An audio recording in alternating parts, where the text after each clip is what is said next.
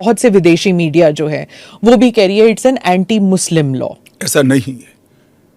आप इस लॉ को आइसोलेशन में नहीं दे सकते। इस देश का एक इतिहास है। इस देश का विभाजन धर्म के आधार पर होना ही नहीं चाहिए था, मगर उस वक्त किया गया।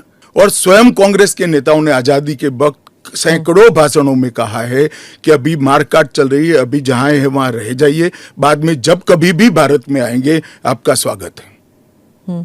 परंतु बाद में इलेक्टोरल पॉलिटिक्स चालू है, वोट बैंक की राजनीति चालू है। अगर आप पारसी और ईसाइयों को ला सकते हैं, उन वो जो रिलीजन्स है they were not born in India, तो अगर आप पारसी और ईसाइयों को ला सकते हैं तो मुसलमानों को क्यों नहीं? देखिए, मुस्लिम आबादी के लिए ही वो हिस्सा आज भारत का भाग नहीं है। वो भूमि इसीलिए दे दी गई थी। फिर तो हर देश से अव्यवस्था से जो आना चाहिए, इसके लिए भारत के दरवाजे खोल लो। मैं बाकी रिलीजन्स के बारे में बाद में आती हूँ, पहले मुसलमान समुदाय के बारे में बात करते हैं, क्योंकि चाहे ओवैसी साहब हों, चाहे ममता बनर्जी हों, और फिर बहुत से विदेशी मीडिया जो है वो भी कह रही है it's an anti Muslim law, because आप मुसलमानों को नहीं शामिल कर रहे हैं, तो वो क्राइटेरिया ही है कि मुसलमान नहीं होने चाहिए। ऐसा नहीं है। आप इस लॉ को आइसोलेशन में नहीं दे सकते। इस देश का एक इतिहास है। 15 अगस्त 1947 को देश का विभाजन हो गया। देश 3 हिस्सों में बंट गया। वो बैकग्राउंड है। भारतीय जनसंघ, भारतीय जनता पार्टी हमेशा विभाजन का विरोध किया। हम कभी सहमत नहीं थे।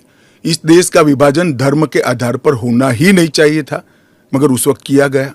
जब धर्म के आधार पर आप विभाजन करते हो और वहां जो अल्पसंख्यक है उन लोगों पर ढेर सारे अत्याचार हो, धर्म परिवर्तन कराया जाए, इनकी महिलाओं को अपमानित किया जाए, वो माँ बहन बेटी के लिए वो शरण में आए भारत की, तो क्या उसको यहां नागरिकता का अधिकार नहीं है?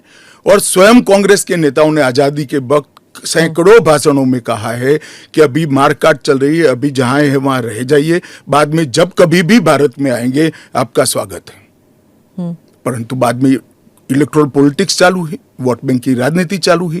अपीसमेंट के कारण वो वादा कांग्रेस पार्टी ने कभी पूरा नहीं किया, जो आज नरेंद्र मोदी पूरा कर रहे हैं। सर, जो बाकी समुदाय, बाकी जो रिलीजन्स हैं, चाहे हिंदूज हैं, जैन हैं, बुद्ध हैं, सिख हैं, उन सबको तो मैं मानती हूँ, ठीक है, they were religions born in India. नहीं, आंकड़े पर पारसी और अगर आप पारसी और ईसाइयों को ला सकते हैं, वो जो रिलीजन्स है they were not born in India, तो अगर आप पारसी और ईसाइयों को ला सकते हैं तो मुसलमानों को क्यों नहीं?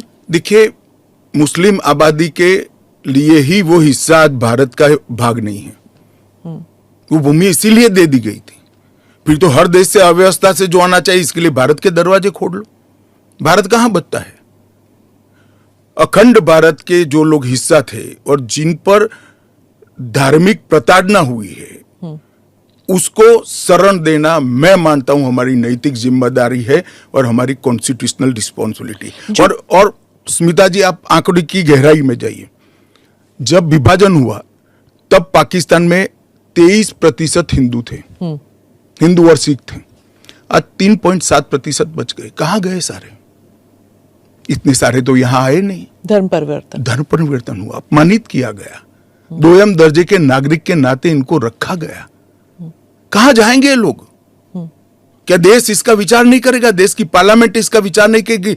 देश की पॉलिटिकल पार्टियों ने इनका विचार नहीं करना?